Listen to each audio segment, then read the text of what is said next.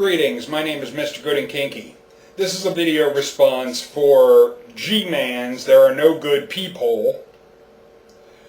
And he did correct it, but only after I rubbed his nose in it. Because as you can see, here was the original title. And here is another picture of that where I corrected him. And I said to him, what the hell are peephole? There are no people on the planet. There are people, but no people. Then, unlike most people, when you correct them on a spelling mistake, and you spell it for them in caps, mind you, then he doubles down on people, claiming that the Bible says there are no good people. I looked up the word just to make sure I wasn't asleep. The word peephole doesn't appear in the Bible. 0 times. The word people appears 2,143 times. Peephole? No. People? Yes. Some may say I'm getting a bit technical. Perhaps, but I'm one for, if you're going to be making a claim, being technically accurate. He then said in the video a line that really made my head fucking spin. You're not going to be able to refute nothing I say. Oh, my word. Gary, do you understand what a double negative is? A double negative makes a positive. When people say, and I know it's ghetto type to say, I didn't do nothing, that means you did something. A double negative makes a positive. A triple negative makes my head fucking explode. And I've actually heard idiots make them. It just... But, when you say, you're not going to be able to refute nothing I say, that means you will be able to refute what I say. And guess what? I'm going to be able to refute what you say. So, even though your grammar was fucked up, the way it actually, the meaning of it being switched around, it's actually true. I will be able to refute what you say. Because you had said about how many times do you have to sleep with someone that's married to be an adulterer. I could sleep with women that are married all the fucking time and I would never be guilty of adultery. Not once. Because I'm not married. Adultery is only something that someone that is married can commit. The term in your Bible for sex outside of marriage is called fornication, not adultery. Your Jesus was even an idiot on this one. Looking on a woman to lust, you've committed adultery in your heart. Not if you're not married. If you're not married, you can't commit adultery. It's impossible. You can commit fornication, but you can't commit adultery. It's absolutely impossible. He was really going on about this bullshit of sin, and he equates sin to good and evil. They have nothing to do with each other. Sin is a bullshit religious concept. It's not a real thing. People can and do make poor choices or negative behaviors. However, the universe is set up with cause and effect. Every action produces a result. Or you could say every action produces an equal and opposite reaction. It is termed in the Bible, you reap what you sow. It is termed in things like Buddhism and Hinduism, karma. It is termed in the scientific aspect, cause and effect. Doesn't matter which group you like what they say, or like the way of saying it. It's all saying the same thing. There is no need for a Jesus, no need for anybody to die. The universe has this set up in the basic outlay of the way it is. I've even heard I've listened to some that do channeling and so forth, and I find that rather interesting, and there's what are termed 4 laws in the universe that I find quite interesting. And when this aspect of 4 laws, I'll talk about this now because might as well. These laws can't be broken. It's impossible. And it's something that I find rather interesting. This came from a channel of an ET that calls himself Bashar. The first law is you exist and you always will in some form. Second law is that all is one and one is all. You're part of the basic God concept. That which made the universe, you're part of it. That it's part of everything, it's one with everything. Everything's one with it. It doesn't matter what you believe. It doesn't matter if you believe it or not. The third law is every action produces an effect or a result. Cause and effect. You reap what you sow. Karma. So forth. The fourth law is everything changes except the first 3 laws. Basically, we're in a universe of change. Things will change. Except for the fact that you exist and in some form you always will. The all is one and one is all, and everything produces a result. There's no judgment. There's no condemnation. There's no hate. That's the biggest thing. In his video, G-Man tried to say how somebody that this God would send to hell, even if they would be there for however long, they would still be the same. They wouldn't change. He's showing that he doesn't understand the simple fact that everybody learns, even him. Most people, when you point out a spelling mistake, they learn real quick. Oh shit. Especially when you have it in caps, spelled correctly for them. They realize, oh shit, I fucked up. Not G-Man. He'll double down on his peephole. But I don't want to know about his peephole.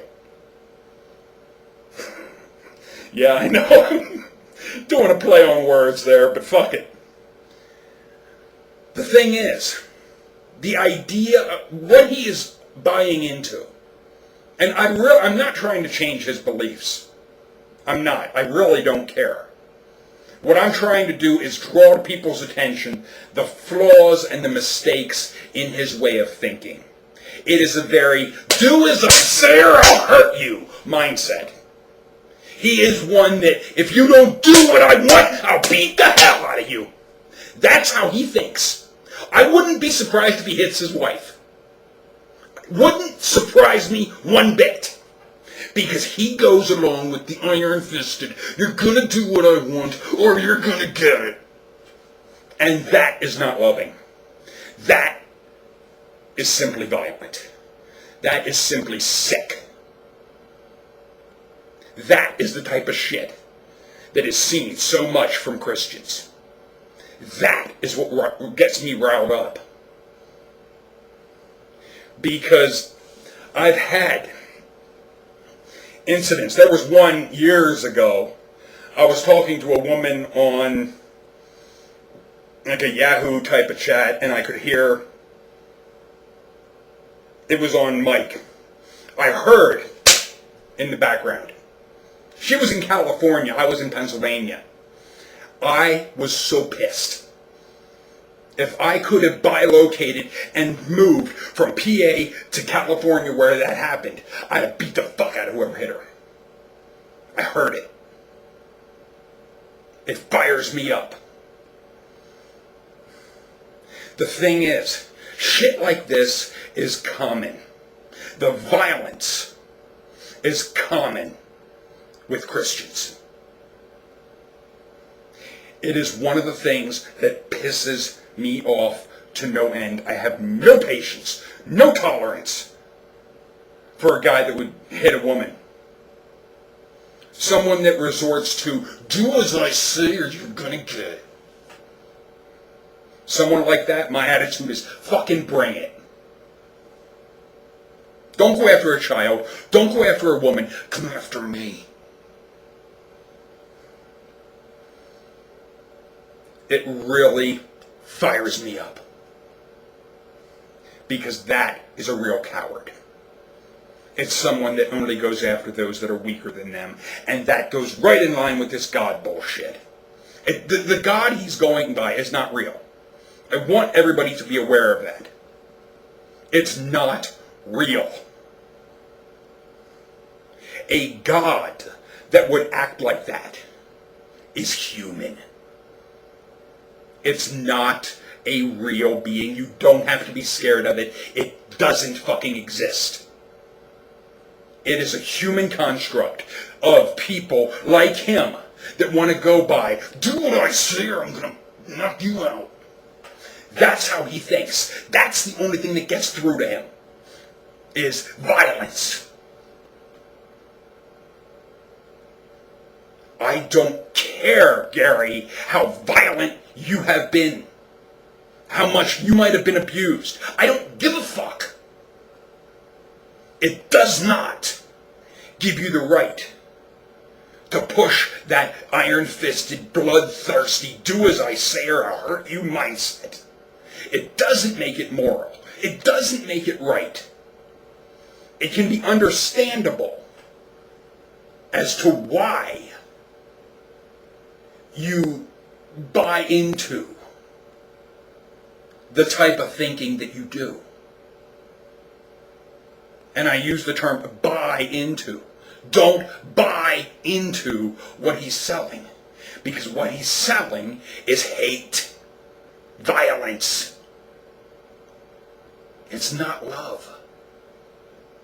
There's nothing loving about threatening someone with torture. Torture teaches nothing. Torture changes nothing. Torture proves nothing.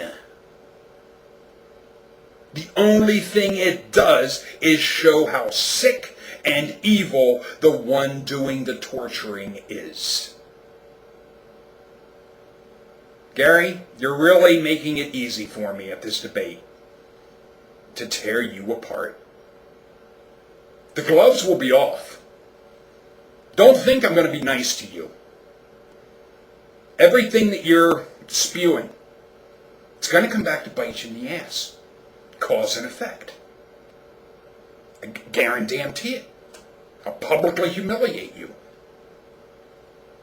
And I will not fuck around. Because you want to go along with a slavery mindset. A do as I say or I'll hurt you mindset. A you belong to me mindset. You want to hold up the 10 Commandments as if we should go by that. You want to kill people or put them in prison for not going to church, for not believing in your God. You want to put people in jail or execute them for what? Lying, stealing?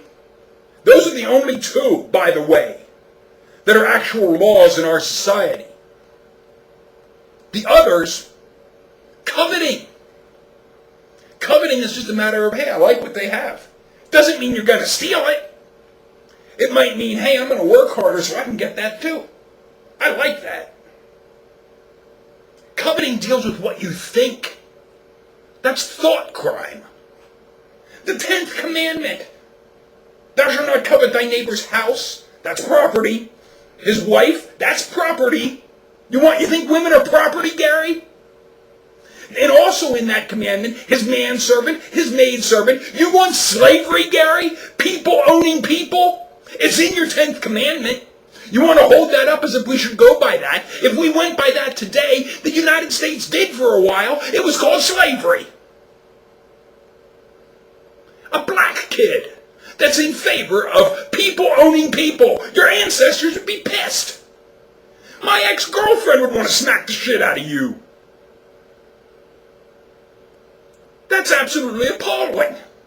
Yes, people own animals. My landlord took like 10 cows to the slaughterhouse. Do you think people should be treated that way? Oh, they're just my slave. Who cares? They don't want to work? Kill them. They're just an animal. That's how people thought about black people. That's how it was during the slave days. You want to go by that? That's your 10th commandment. Don't cherry pick, fucker. Yes, this pisses me off because this is fucking immoral. This shit in society would have horrible ramifications. But someone like him doesn't want to think about that because they only care about their sadistic, do as I say, think as I tell you, or be tortured, be hurt. That's what they go for. That's all he understands. And in that, I feel sorry for him. This is Mr. Good and Kinky, Greg.